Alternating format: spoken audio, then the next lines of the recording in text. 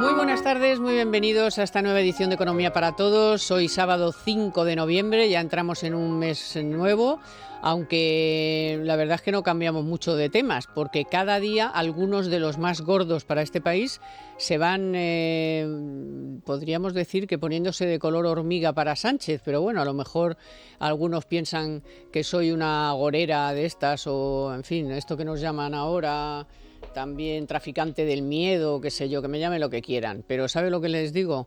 Por ejemplo, con los fondos europeos, a ellos parece no importarles mucho, pero aparte del aviso que ya tuvieron en septiembre cuando vinieron los auditores de la Unión Europea, la semana pasada con las declaraciones de la presidenta de la Oficina de Control Presupuestario poniendo a España a caer de un burro, ahora tenemos mensajes de Países Bajos.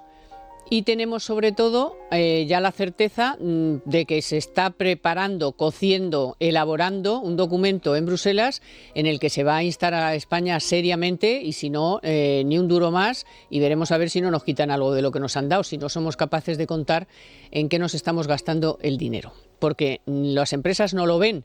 Entonces, pues todo el mundo se pregunta qué está pasando con el dinero de Europa. Es un asunto muy serio porque deja muy tocado a España, a su credibilidad en los mercados frente a nuestros socios y bueno, y todo lo que les diga es poco de la importancia que hubiera tenido para España que estos primeros 70.000 millones hubieran servido realmente para lo que se pensaran, que en algunos temas podías estar más o menos de acuerdo, pero bueno, y van a modernizar en algunos aspectos la economía española, pues a las pymes que no están digitalizadas, en fin, darle un poco un vuelquillo, ¿no?, a muchas empresas de este país y al revés, pues no sabemos qué se está haciendo. El problema no es que no lo sepamos nosotros, es que tampoco lo sabe la Unión Europea y tampoco lo saben nuestros socios. De ahí que se estén movilizando, como le digo, por ejemplo, ya en Países Bajos, Holanda, concretamente, pues nos está empezando a dar cera, está empezando a mirar aquí, a decir qué está pasando. Bueno, después, no les cuento la que se montó ayer a cuenta del impuestazo a la banca. Lo estaban tratando en el Congreso de los Diputados y el Banco Central Europeo emite un informe que no es que le dé un sopapo, es que se lo da a dos manos y con la palma abierta al Gobierno de España. Es que habla de falta de competencia, de dificultades en el crédito, de perjuicio para la economía española, de falta de seguridad jurídica, porque encima el documento que estaban aprobando está lleno de errores que pueden conducir a una inseguridad jurídica preocupante. Entonces, hombre, no hace falta que les diga ya, vamos, que no lo hagan. Pues dice, no, si no nos ha dicho nada de que no lo hagamos, nosotros vamos a seguir. Y el ministro Escrivá, que está en plan absolutamente kamikaze ya, o sea, ya le da igual todo, dice, ¿el documento del Banco Central Europeo? Pues es un corta y pega, eso es un desastre, eso no vale para nada, ni caso. Bueno, pues nada, muy bien. Lo acabaremos pagando los ciudadanos y la cosa se irá empeorando por ese camino si es que no reciben un toque mayor, que ya no sé qué toque mayor puede ser que el del Banco Central Europeo, pero en fin, parece ser que no les importa de momento. Vamos a dejarlo ahí, pero ahí está ese informe. Y luego vamos a hablar también hoy de los datos del paro que han salido, que están encantados de conocerse, porque ya no hay temporalidad. Pues claro, si no se pueden hacer contratos temporales, ¿cómo va a haber contratos temporales? Es que manda narices. Se llaman otra cosa. Se llaman fijos discontinuos, la gente en vez de tener 4 contratos temporales, pues tiene 4 fijos discontinuos, ya me contarás tú la diferencia. Sí, una muy importante, y es que mientras estás en casa esperando el siguiente fijo discontinuo, no cuentas como parado, con lo cual las cifras del paro están absolutamente distorsionadas, manipuladas, digamos, maquilladas, por esa reforma laboral que aprobaron, de la que están encantados, pero que no vemos los beneficios. Por cierto, conviene recordarle de vez en cuando a la señora Díaz que la morosidad en el sector público dobla a la del sector privado. Así que a ver cuándo, en vez de dar tantas lecciones, arreglan lo suyo primero. No sé cómo, no es mi tema, pero oiga, entonces no de lecciones. ¿Sabe lo que le digo? Pues eso. Bueno, total, que tenemos bastantes cosas, como ven, todas bastante delicadas, o por lo menos deberían de ser delicadas para un gobierno con 2 dedos de frente o con alguien al mando, pero es que igual no hay nadie al mando, o el que está al mando está a otra cosa, que es muy probable. Bueno, y hoy me acompaña María Vega, del Español, Invertia. ¿Qué tal? ¿Bien? Muy bien, muy contenta de estar aquí. Muy bien. Y Javier Santa Cruz, que si les digo todo lo que tal, bueno, se acaba el programa. Así que me gusta a mí desde la City, que es lo que más me gusta a mí de Javier cuando viene de la City. ¿Qué tal, Carmen? ¿Cómo estamos? María, buenas tardes. Bueno, ya veis que los temas están que arden.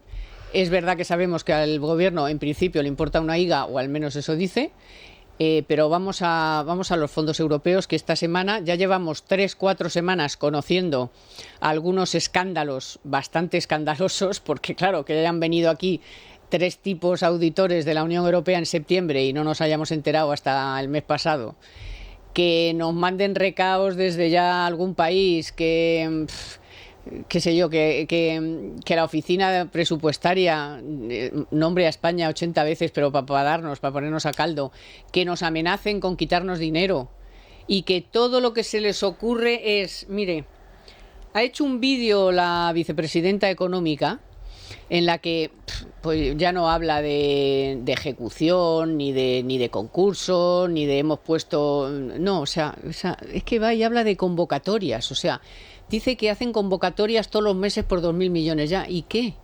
Pues si la convocatoria puede quedar desierta, señora. ¿Qué nos quiere vender con esto? ¿Qué nos quiere vender?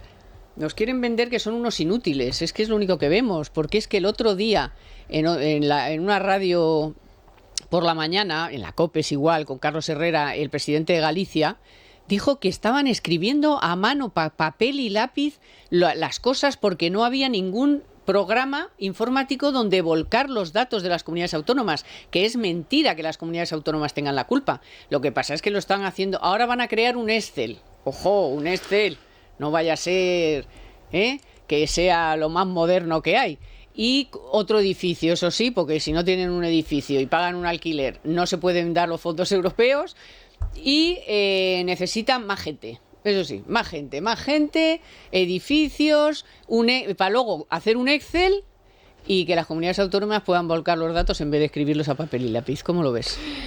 Pues lo veo mal. Bueno, lo del edificio además con lectura doble porque se lo llevan a Cuzco, con lo cual parece un mensaje al Ministerio de Hacienda, que es protagonista en buena medida de todos estos escándalos, ¿no? De acercar la oficina nueva a donde está Nadia Calviño, que tiene mejor interlocución con Bruselas. Pero bueno, en la Comisión Europea yo creo que han sido bastante pacientes con España en esta ocasión, así como en la anterior crisis, bueno, pues pudimos tener nuestras quejas. En esta ocasión nos han dado el dinero por adelantado a cambio de un contrato que tenemos que cumplir, y en ese contrato se contemplan las posibilidades de devolver el dinero transferido. O sea, eso hay que, si no se cumple, se devuelve. O sea, eso es así. Ellos en las distintas misiones pues han entendido al principio que, bueno, que era un mecanismo complejo, muy novedoso, mucho dinero para inyectar en la economía real, pero claro, llevamos ya así, bueno, el tercer presupuesto va a ser el del 23 con estos fondos y realmente pues hay una alta preocupación en la Comisión Europea porque no se está controlando el destino del dinero, porque no llega a la economía real y porque cuando se escucha a organismos pues como el Banco de España, AIREF, o sea, organismos muy serios, por no hablar ya de otros think tanks que también escucha Bruselas, como pueda ser FEDEA, es que todos ellos se quejan de la falta de transparencia que hay. No sabemos ni siquiera el impacto que ha tenido en el PIB. Y entre el glosario de términos que utiliza el gobierno, pues han utilizado velocidad de crucero, dinero transferido, ejecución provisional, ejecución definitiva, de convocatorias, licitaciones, o sea, una serie de términos destinados a no decirnos cuánto dinero de los fondos ha llegado o se ha utilizado a la economía real y en qué se ha utilizado. Bueno, Javier, ayer sí que había algún periódico que comentaba que hasta el momento se han repartido 2.500 millones de los 33.000 comprometidos en los 11 PERTE que se han aprobado en Consejo de Ministros. Ese es el grado de ejecución de los PERTE, que nos los han vendido 5 o 6 veces cada uno, sobre todo el del motor eléctrico. El del vehículo eléctrico, sí. Sí, la batería es más que... ¿no? Sí, porque bueno, era donde estaba el paquete del vehículo eléctrico conectado, donde estaba eso, vehículo eléctrico conectado, gracias. Sí, de hecho, además, la distancia que hay entre los 2.000 millones que acabas de comentar y los 6.400, quiero recordar, que se publicaba también esta semana, que son los pagos realizados, es porque hay 4.000 millones que han sido transferencias a las comunidades autónomas. Es decir, que no sabemos hasta qué puntos esos 4.000 millones se están efectivamente gastando en proyectos ya a día de hoy, o también es un dinero que las comunidades autónomas tendrán que licitar, tendrán que adjudicar provisionalmente, definitivamente, y después ejecutar. Entonces, aquí hay un problema además muy importante, porque lo acaba de subrayar también el Banco Central Europeo en el famoso dictamen del que ya hablaremos sobre el impuesto a la banca. Y una de las cosas que dice el BCE, una de las críticas fundamentales, y esto lo comparte también la Comisión Europea, lo compartía la presidenta de la Comisión de Control del Parlamento Europeo sobre el Fondo de Recuperación, es que nos estamos inventando terminología que no casa con la terminología, con la nomenclatura oficial y legal que hay de todas estas cosas. Entonces, por ejemplo, en la contratación pública no existen el 80% de los términos que está usando la ministra de Economía o que está usando otros miembros del gobierno. Ahí lo que existe es: ¿se ha producido la licitación del concurso, sí o no? ¿Se ha adjudicado las cantidades correspondientes a cada concurso, sí o no? Y se está ejecutando y con qué grado de ejecución en cada momento del tiempo. Y entonces, ahora mismo todo esto están muy nerviosos. ¿Por qué? Pues ya está muy cerca la primera fecha importante de los fondos, que es marzo del año que viene, porque es el momento donde en teoría todo debería haber estado licitado, o sea, habiendo sacado a concurso y luego ya pues adjudicando las cantidades que sean. Entonces, como están viendo cada vez más cerca esa fecha, pues tienen que intentar de alguna forma coger y presionar a la Comisión Europea para que extienda el plazo. Es decir, el siguiente partido que vamos a ver va a ser el de la extensión del plazo. Como Bruselas, como bien comentaba María, se ha implicado probablemente demasiado en favorecer a España y frente a otros países en todo este proceso, tampoco puede faltar a la palabra de lo que España le vaya a pedir, con lo cual es probable que veamos una extensión del plazo, pero viendo que hemos perdido prácticamente 2 años, por mucho que nos dieran un año más no será suficiente. Vale, y luego en la otra cara de la moneda está a lo que nosotros nos hemos comprometido. El otro día en el Parlamento Europeo, una portavoz de Ciudadanos nos contó que el gobierno estaba intentando colar una enmienda para cambiar los términos de que, por ejemplo, en la reforma de las pensiones, o sea, los términos del compromiso. Es decir, oye, vale, yo les dije que, yo qué sé, que íbamos a subir la edad de jubilación. Bueno, pues, hombre, a ver si...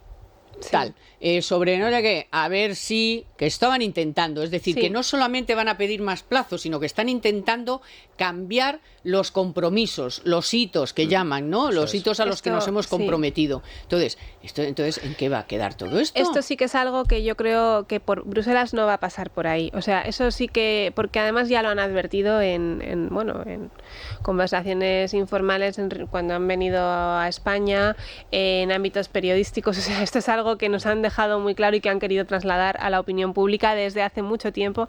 No se puede cambiar porque, como decía antes, esto es un contrato y es un contrato que se tiene que cumplir. Y además es un contrato que los países, determinados países, hemos mencionado Holanda, han firmado a regañadientes y no van a pasarnos ni una. Entonces tenemos que cumplir con los hitos y tenemos que acometer las reformas, y no todas las reformas son populares, por eso nos dan este dinero también. O sea, hay reformas que implican sacrificios, y ahí están las pensiones, y que no son políticamente atractivas a lo mejor de cara a las elecciones, pero va a haber que acometerlas porque si no, no se va a cumplir, y yo creo que no van a pasar por ahí. Javier, la otra parte, ya pasamos a otro asunto, es del poco dinero que sabemos que sí han repartido. Pues hay mucho dinero. Hoy hay un artículo de Diego Sánchez de la Cruz que parte de ese dinero que sabemos que sí han repartido es para polideportivos. ¿Qué tienen que ver los polideportivos o los edificios públicos con la reforma estructural de la economía española, la digitalización de las pymes, la ecología, no sé qué tiene que ver? No, nada, solamente lo que han hecho ha sido intentar gastar el dinero en los lugares y en las administraciones, o en los lugares concretamente de política del gobierno central, donde ya tenían anteriormente la experiencia de poder lanzar todo este dinero europeo. Es el caso de Red.es, el caso del IDAE el caso también de las agencias que responden al Ministerio de Cultura, de donde viene también un poco esa historia de polideportivos, de deporte en general. Es decir, han utilizado los únicos cauces que tienen realmente de poder gastar el dinero, y como al final son partidas realmente pequeñas, pues es los 2.000 millones que da eso. Ya, pero son 2.000 millones que hemos tirado a la basura y que alguien tendrá que responder de ellos. Vamos, digo yo que les interesará a los que lo tienen que poner qué pasa con ese dinero. Otro plan, ¿eh? Claro, o sea, otro plan, ¿eh? Como ya dijimos aquí desde el principio, que esto iba a acabar siendo el plan de Zapatero. Bueno, ahora enseguida seguimos, que vamos a hablar del varapalo del BCE realmente, que comentaba antes Javier, pero antes vamos con este consejo que les voy a dar. Consejo y noticia, porque BP vuelve a tener grandes noticias para los conductores. Escuchen, cuando vayan a repostar tendrán un ahorro de hasta 40 céntimos por litro en Península y Baleares y 35 céntimos por litro en Islas Canarias, incluyendo la bonificación del gobierno. Cada vez que visites una estación BP en la Península y Baleares puedes ahorrar y también disfrutar de todas las ventajas que ofrecen en su programa Mi BP. Y no olvides que si lo haces desde Canarias podrás disfrutarlas a través del plan Dino BP. Así que ya sabéis, BP nos lo pone fácil para ahorrar al máximo estés donde estés.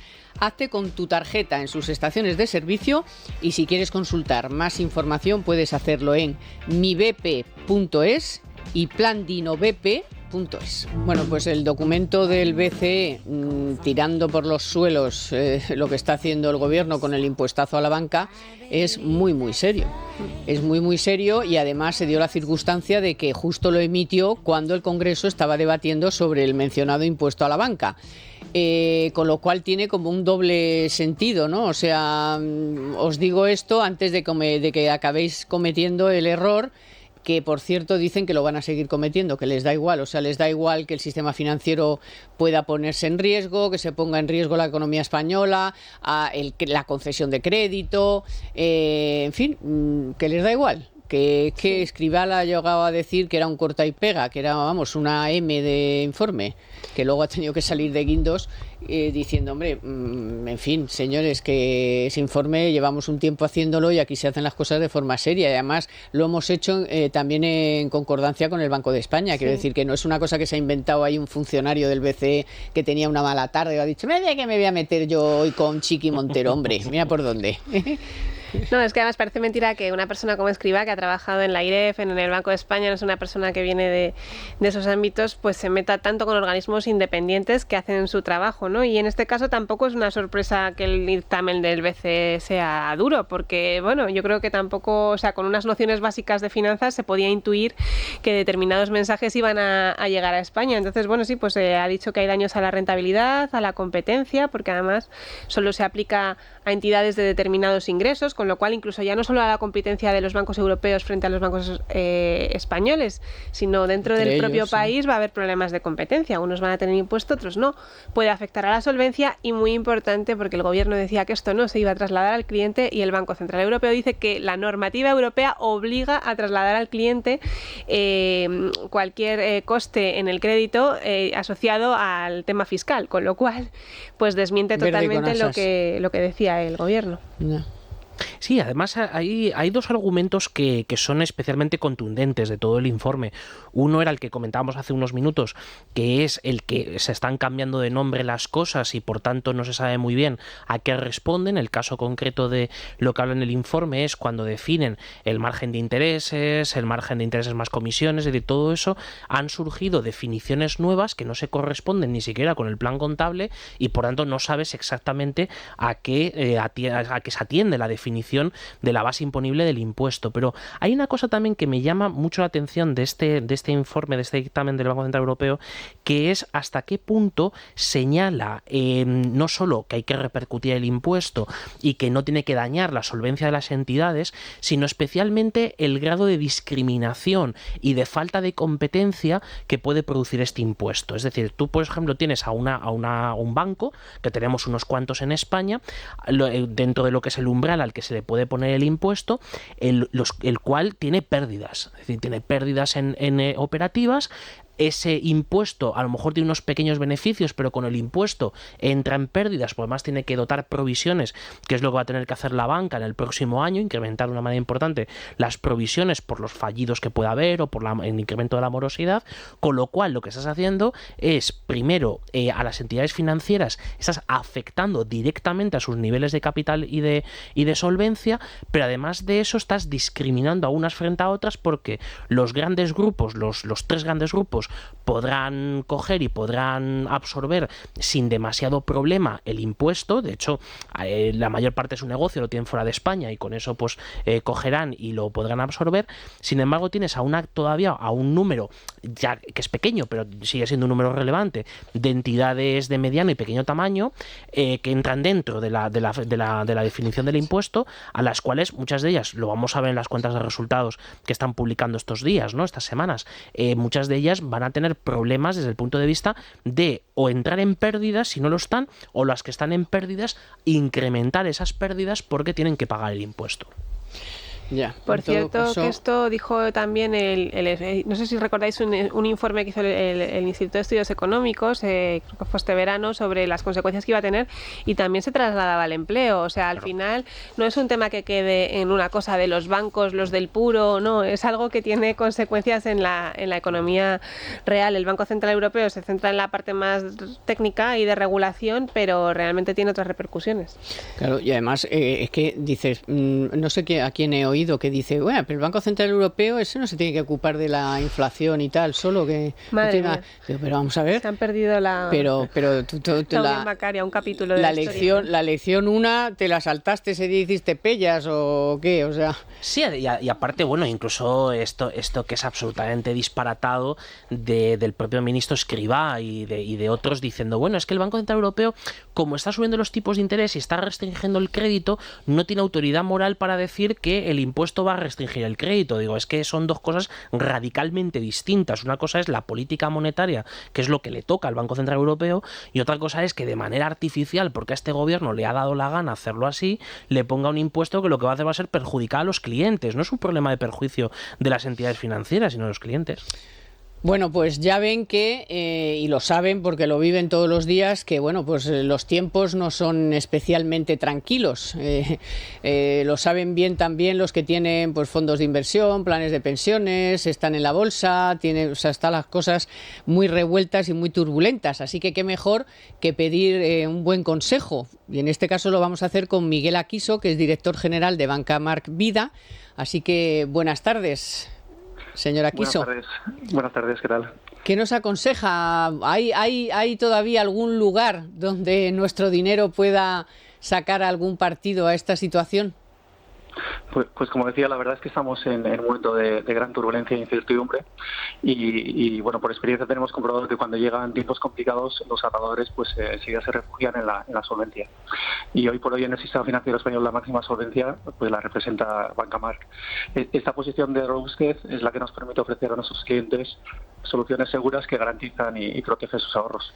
Y en cuanto a las posibilidades de ahorrar, pues yo diría que en el fondo ahora los clientes conservadores están en una situación mucho mejor de lo que quizá hemos estado en los últimos 6 o 7 años, porque en los últimos años con los tipos de interés tan extremadamente bajos, pues era muy difícil para un ahorrador, encontrar productos garantizados y con rentabilidad.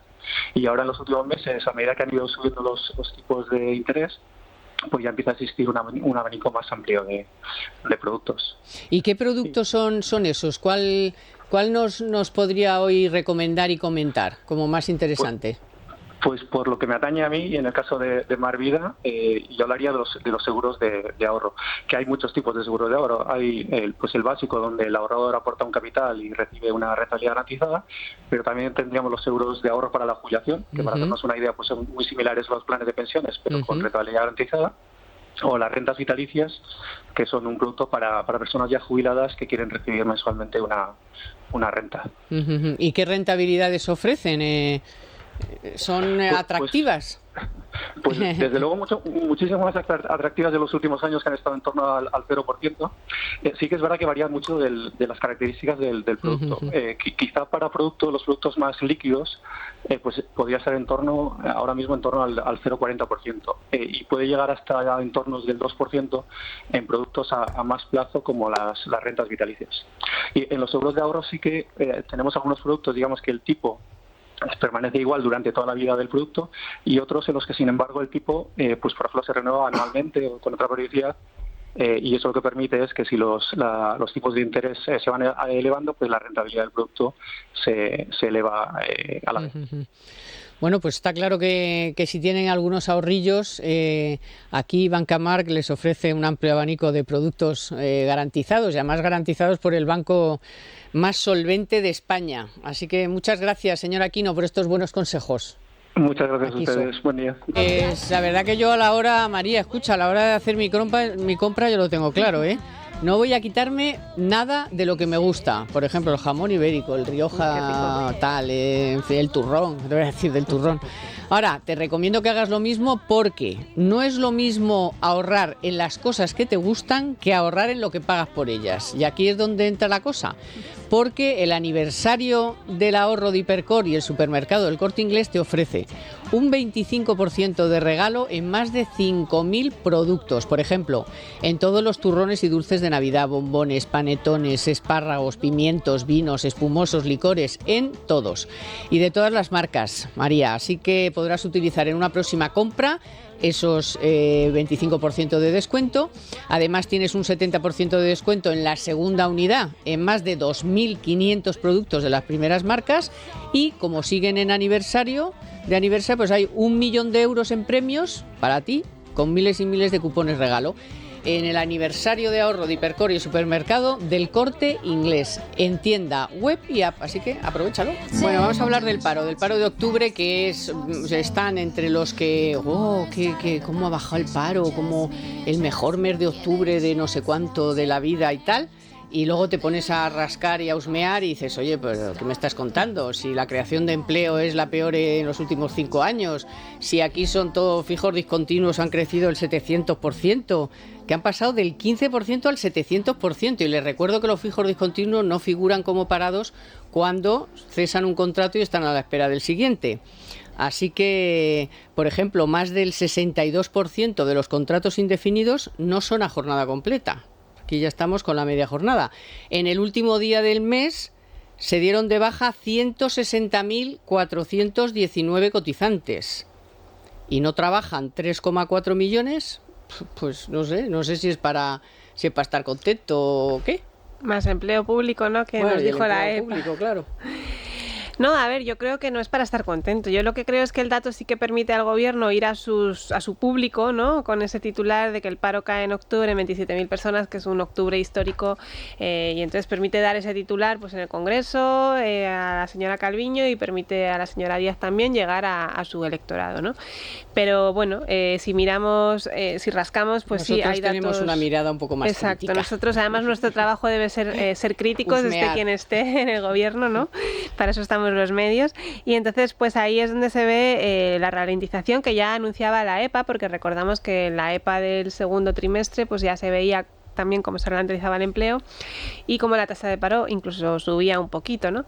Y en un trimestre, en un octubre que podría ser un trimestre en el que estuviéramos ya en recesión, ¿no? Bueno, en el primero de los trimestres de la recesión.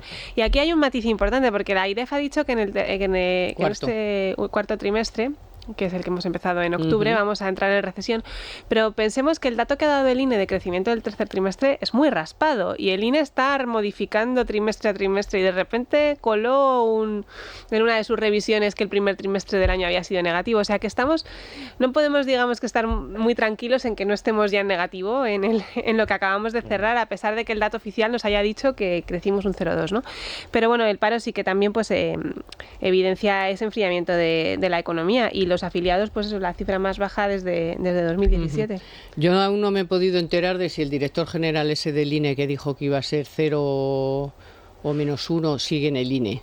No sé Sí. si sigue en el INE, sí. Porque, claro, les venía muy mal. muy mal, se fue un poco de la... Pero un ya poco sabemos que la bocachanclas. estadística la mueven por aquí, la mueven por allá, luego lo encajan... Sí, porque claro, el 0 queda muy feo, el 0,2, pues bueno, dice, bueno, Salvas los que muebles. es menor que Alemania, que se supone que Alemania iba a ser el desastre total y a nosotros no nos iba a afectar nada. Oye, al final crece más en el tercer trimestre que nosotros. ¿Qué dices? Bueno. Sí, aparte que esta cosa era lo que decía hace, pues yo creo que ya casi 100 años, ¿no?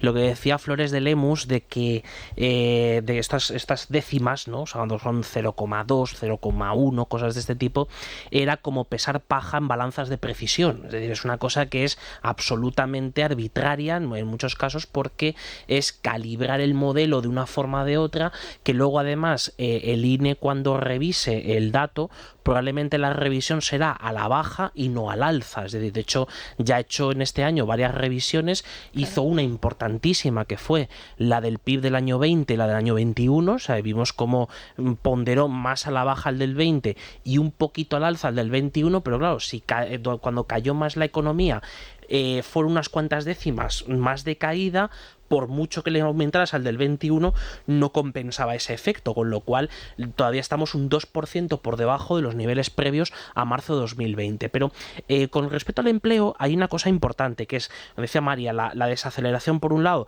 de la creación de empleo. O sea, partíamos de que la tasa de crecimiento de las afiliaciones en el mes de abril era del 5%, a partir de ahí se ha ido descendiendo, estamos en el 3%, concretamente a día con los datos de octubre.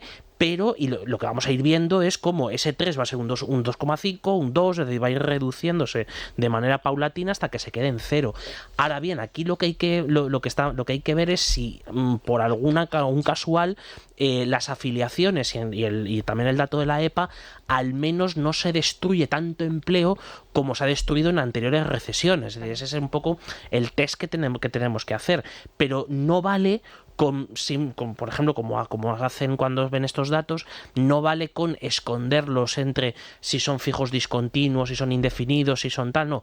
Hay que ver cuál es la utilización real del empleo, es decir, si hay una subocupación, o sea, lo que es un poco las medidas del subempleo que utilizan en Estados Unidos. Y entonces ahí lo que estamos viendo es que se está incrementando la capacidad de trabajo ociosa, porque realmente, aunque tengas incluso 2 o 3 contratos durante un mes, no te cubre todas las horas que trabajabas antes, y por tanto el indicador fundamental que tenemos que ver es el de las horas trabajadas, y el de las horas trabajadas, la suma de horas trabajadas sigue estando también por debajo de la pandemia. La productividad, que es un desastre, y nadie se ocupa, nadie habla, es que nadie habla de la productividad. No está de moda, porque claro, si hablas de la productividad y miras el dato, a lo mejor no puedes subir los salarios como... Claro. Bueno, vamos a seguir hablando de esto un momentito, porque han salido también esta semana los datos de Eurostat, y a pesar de todas las cosas que se puedan decir de los datos del paro de España, la realidad es que somos ahora mismo los peores de toda la zona euro. O sea, tenemos por encima a Grecia. O sea, Grecia está mejor que España en paro.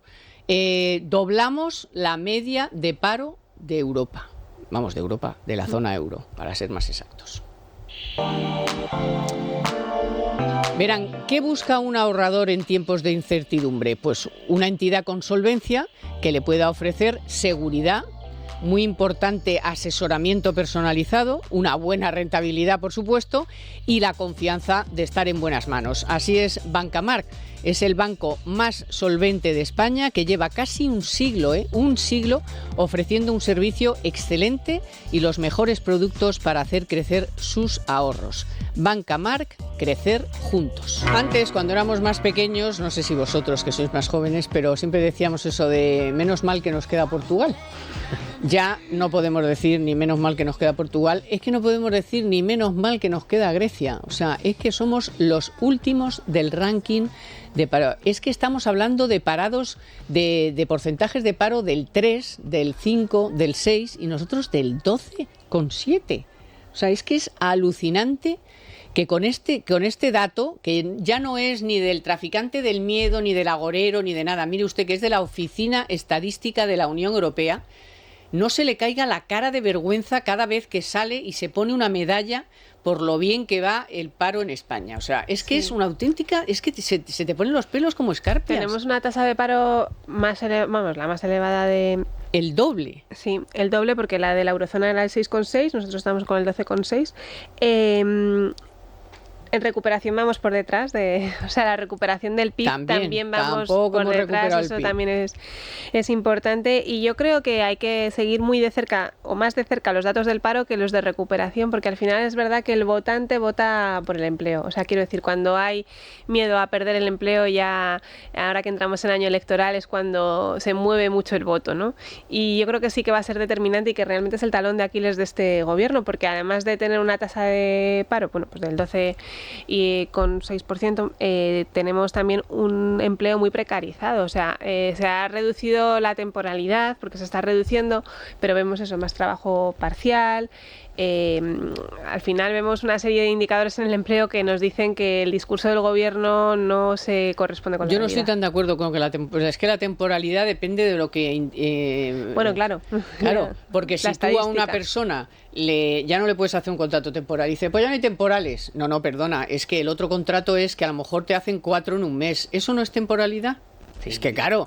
Es que, o sea, y encima eres un parias que ni siquiera te ponen en la lista del paro. Oiga, pues ya que estoy así, pues por lo menos cuénteme para algo. Sí, de hecho deberían publicar, llamarlo así, la lista de reserva, ya que estamos dedicados al neolenguaje de todo este gobierno. Sí. Publiquemos la lista paralela a la del SEPE, que es donde están los que están registrados como fijos discontinuos, para saber cuál es la frecuencia al que tienen a la hora de volver, de salir y entrar del trabajo que tienen. O sea, el problema estadístico y sobre todo el problema de no solo ya de las definiciones de qué se considera parado, qué se considera ocupado es importante, sino que además están entrando en el mercado laboral en los últimos meses bastantes jóvenes. Es decir, se ha incrementado el flujo de contratos a jóvenes, y ahí es donde todavía nos faltan datos, pero es probable que lo veremos con la siguiente EPA y con un poco también el estudio anual, que es un poco más completo que los estudios trimestrales, que es para saber o sea, no solo ya el número de contratos por empleado, que eso es una cosa que la vemos y está creciendo ya. Antes era 1, ahora era 1,1, luego es 1,4, es decir, está incrementándose el número de contratos que una persona tiene en términos medios.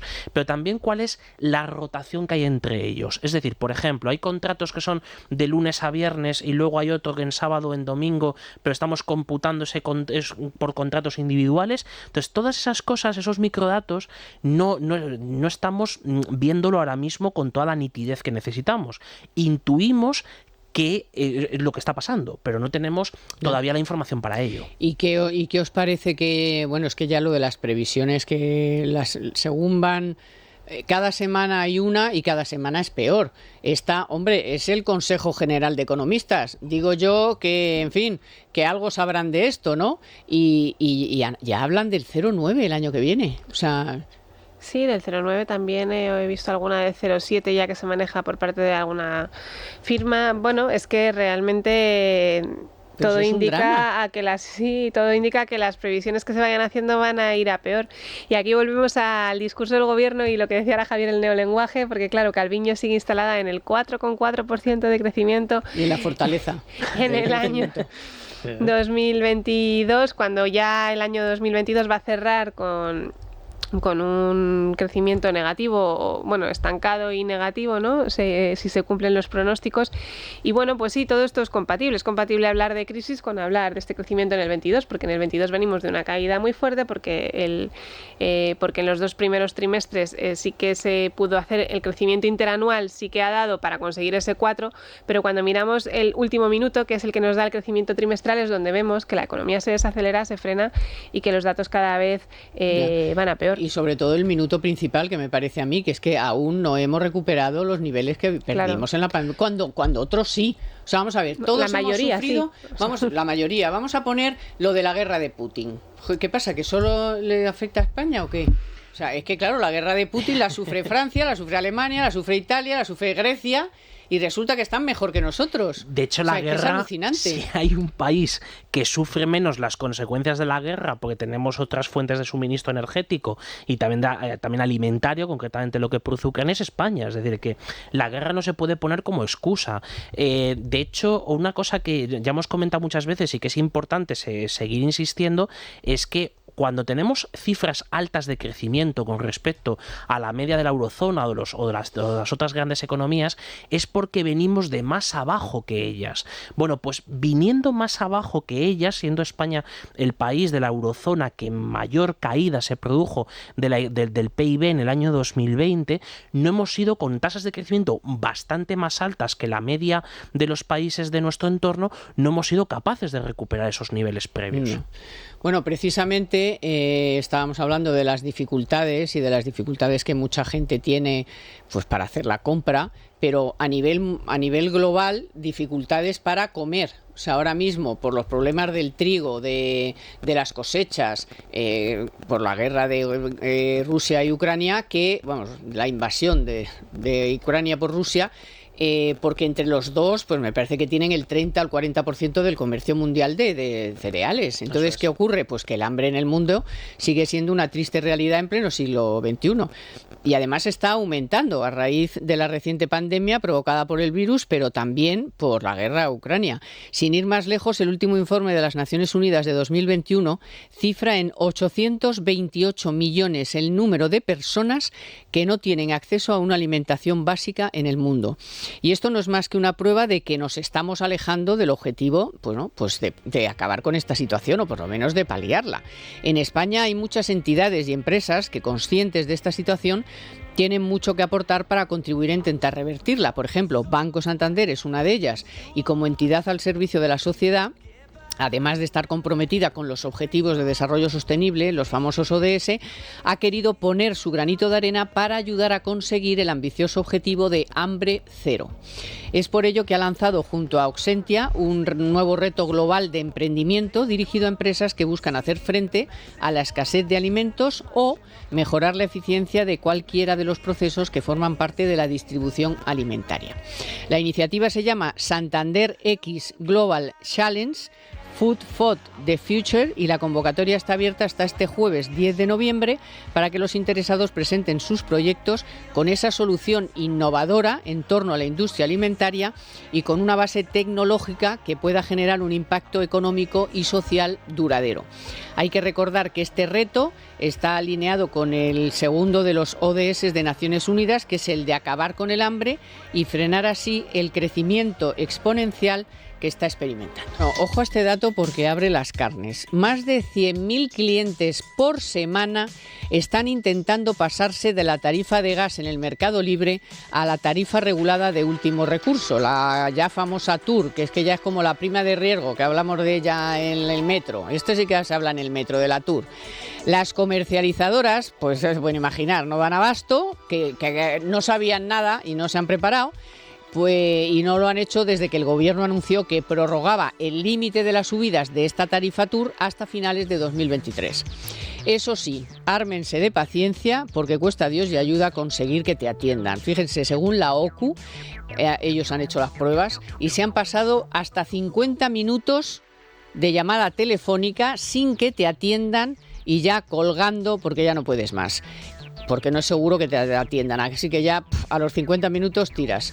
Bueno, fíjense cómo será la cosa, que la CNMC investiga ya si las compañías están poniendo los medios adecuados para atender todas estas consultas que no se podía saber. Antes de hablar de la energía, se me ha quedado fuera que quería un comentario vuestro sobre la Caperucita Díaz, que ahora dice que quiere volver a subir el salario mínimo interprofesional a 1.078 euros. Como las cosas van tan bien, como las pymes están que no hay cola para el concurso de acreedores o como se llame ahora, en fin, que estamos que lo tiramos, pues resulta que ella cree que subir el salario mínimo no pasa nada, que es una cosa que es un derecho ya prácticamente, que te suban el salario mínimo. Y yo siempre digo lo mismo, digo, joder, pues vaya una rata, 1.078, pues que lo suba a 2.000 si la cosa está tan mal y no pasa nada y no influye y no importa. Y ya hemos visto luego cómo algunos informes del Banco de España y de otras instituciones se han cumplido en sectores muy que lo sabemos, los jóvenes,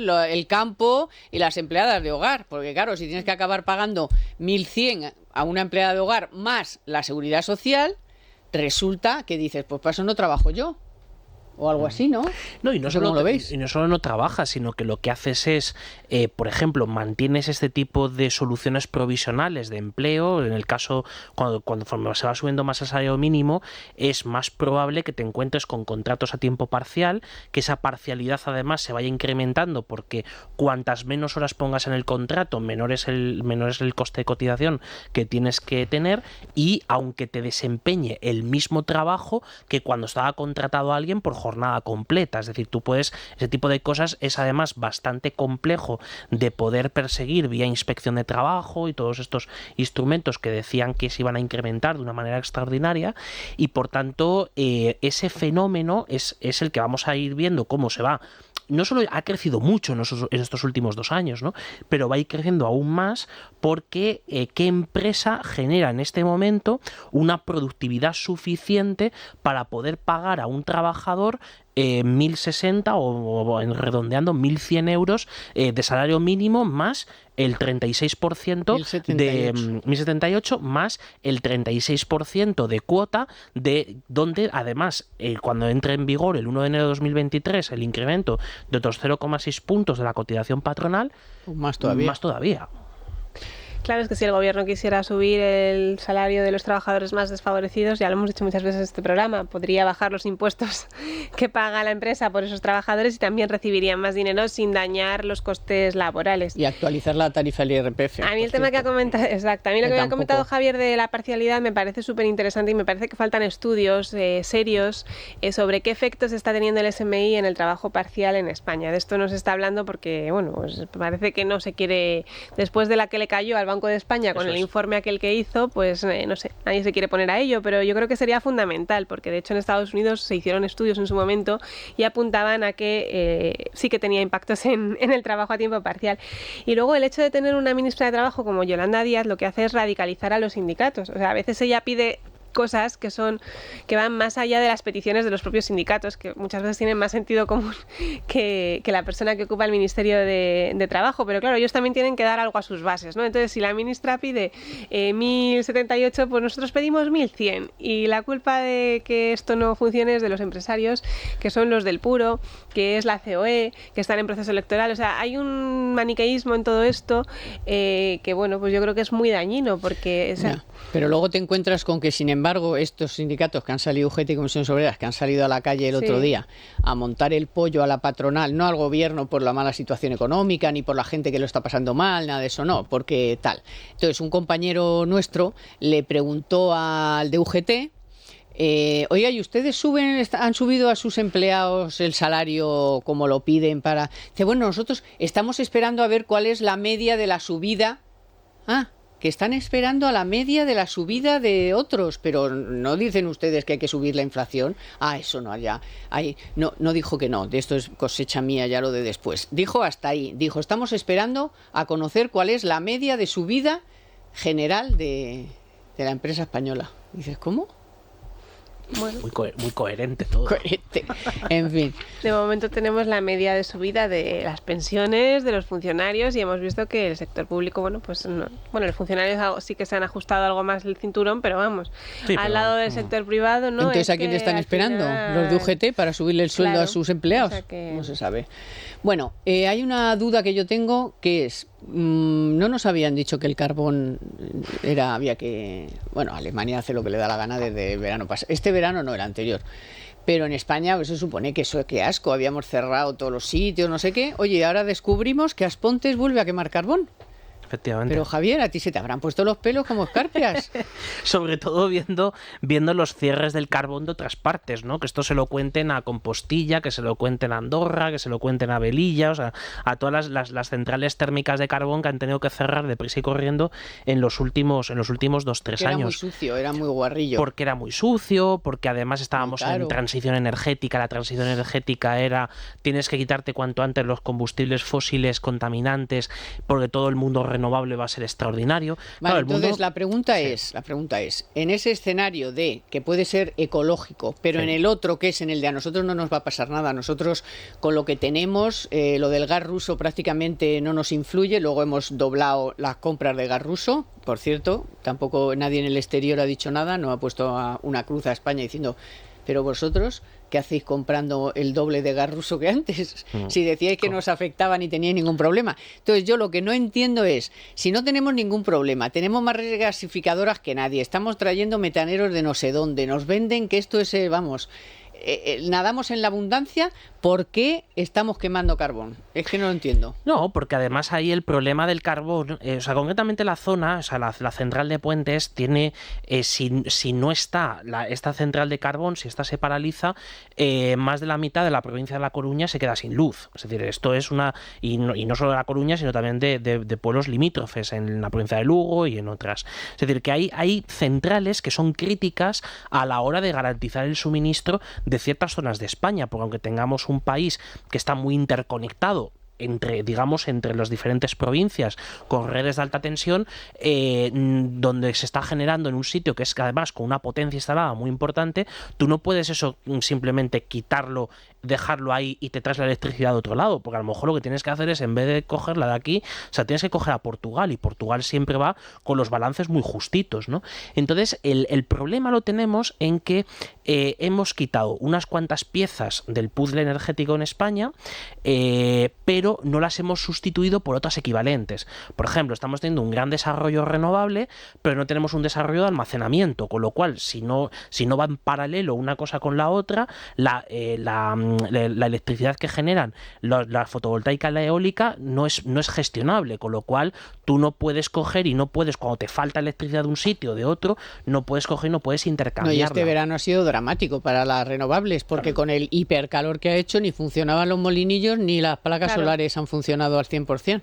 Y estamos esto es el tema de la seguridad de suministro, ¿no? Al final, que es un tema tabú para el gobierno, pero bueno, es un tema fundamental para los Pero no nos iba a pasar nada si nosotros estábamos al margen de cualquier... Veremos la clave va a estar en cómo se comporte el tiempo este invierno y el que viene, porque claro, no solo el problema es 2023, digamos, sino que el invierno de 2024, si se prolonga la guerra, puede ser muy complicado, según nos dicen los expertos. Y bueno, aquí quizás también, pues también recordar que uno de los motivos por los que se han cerrado las industrias del carbón, las térmicas, era por los costes de quemar carbón, ¿no? En la Unión Europea, que ahora, bueno, pues parece que donde dije Diego, ahora se empieza a dar marcha atrás en esta transición. Pero hablábamos del problema del invierno, que todavía no ha llegado, pero llegará, y tendremos problemas, pero es que la industria española ha lanzado ya un SOS, no ha esperado el invierno crudo.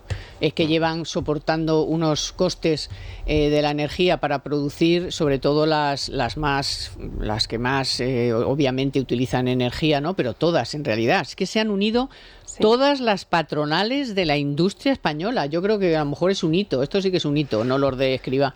Sí, la Alianza para la Competitividad de la Industria, que ha reclamado más ayudas, porque además la Unión Europea permite que se den más ayudas. Aquí volvemos a lo de siempre, ¿no? La forma en la que el gobierno ayuda a las empresas y al tejido industrial. Y me parece significativo que dentro de las patronales que están en esta alianza haya varias de las patronales que han sido muy críticas con la COE y que están en torno a esta nueva candidata que se llama Virginia Guinda, que está impulsada desde Cataluña y que veremos qué recorrido tiene, pero está SAPEL, está ANFAC, hay determinados sectores de la industria que bueno, pues han llegado agotados a este punto de la legislatura, después de lo que ha pasado en la pandemia, después de lo que ha pasado ahora con la energía, con un Garamendi que parece que está ahí con los brazos para abajo, ¿no? No le veo yo muy duro protestando ni saliendo todos los días a hablar de eso, no de tus cosas o de cosas pues que ahora mismo no, pero de la industria, de los problemas de la industria, de los problemas de las pymes, de todos los días, y tenía que estar todos los días quejándose de los fondos europeos, de todo. Yo le veo a este hombre que no sé si esta señora será capaz de echarle de la COE, de ganarle en las elecciones, vamos a hablar bien, ganarle en las elecciones, pero se lo merecería que le ganaran, porque es que firma la reforma laboral, luego le meten lo del SMI y ahora dice, ay, eso no, pues hombre, pues si alguna te iban a colar. Y ahora te van a colar el de la banca y te van a colar el de las eléctricas y te van a colar otra subida del salario mínimo y no te vas ni a enterar porque ya ha dicho Caperucita Díaz que le da igual que la patronal no esté. Claro. O sea, que le da igual, que ella quiere consenso, pero si Hombre, no está, no importa. Muy fácil no lo ha tenido tampoco en esta legislatura porque hay determinadas decisiones que son prerrogativa del gobierno, como el SMI. Bueno, pero no te sientes igual. a firmar, no te sientes Ahí a firmar una exacto. cosa sin tener claro todo el paquete fiscal, del salario mínimo, todo lo que te atañe, porque tú firmas una cosa y luego te meten otra Sí, ahí y lo que otra. hay es sectores que se sienten sacrificados, ¿no? Sectores que han perdido Exacto. mucho con Claro. este gobierno y que piensan que, bueno, que por evitar un mal mayor a nivel empresarial, pues se han abandonado a esos sectores, a esos intereses. Bueno, pues a lo mejor ahora lo va a pagar en las urnas. Si cuando hay elecciones la gente es libre y vota si se siente representado bien y si no, pues no le votarán. Que a mí me da igual, yo no tengo nada contra la COE ni contra el señor Garamendi tampoco, excepto que si yo fuera empresario, pues le haría estas críticas, que es la de es que no te puedes sentar con esta gente a firmar una reforma laboral. La reforma laboral también tuvo presiones de Bruselas, o sea, yo creo que también hay que recordarlo, que tuvo Se sus presiones juntó, de Bruselas, claro. precisamente Ya. por los fondos europeos, porque había que acometer esas reformas, porque no se han hecho bien las cosas. Tenía que haber sido una reforma laboral en el Congreso, Partido Popular y PSOE, pero como no se quieren Pero sentar... vamos a ver, si la iban a sacar en el voto a- Congreso, pues no te pringues. ¿Qué más te da? Claro. Te abstienes. No, punto. muy breve. O sea, aquí la cuestión es que en el caso del señor Garamendi es una cuestión de liderazgo. Y sobre todo no solo o sea, el cargo no da el liderazgo. Y entonces ese es el problema que hemos tenido en esta legislatura. Bueno, pues se acaba. Ya está Chopin que nos avisa. Gracias, María Gracias Vega. a vosotros. Y gracias, Javier Placer. Santa Cruz. Un placer. Los mandos técnicos, Víctor San Román. En la producción, Aya Pertusa. Gracias también, compañeros de Libertad Digital Televisión, que ya saben que pueden ver el programa en nuestra televisión. Y a ustedes, por supuesto, muchísimas gracias por estar un sábado más con nosotros. Volvemos el próximo con más noticias seguro. A ver si alguna puede ser un poquito mejor. Y si no, pues mientras tanto, que disfruten del fin de semana. Y los que sean de Madrid, oye, pues de la Almudena. Economía para todos con Carmen Tomás.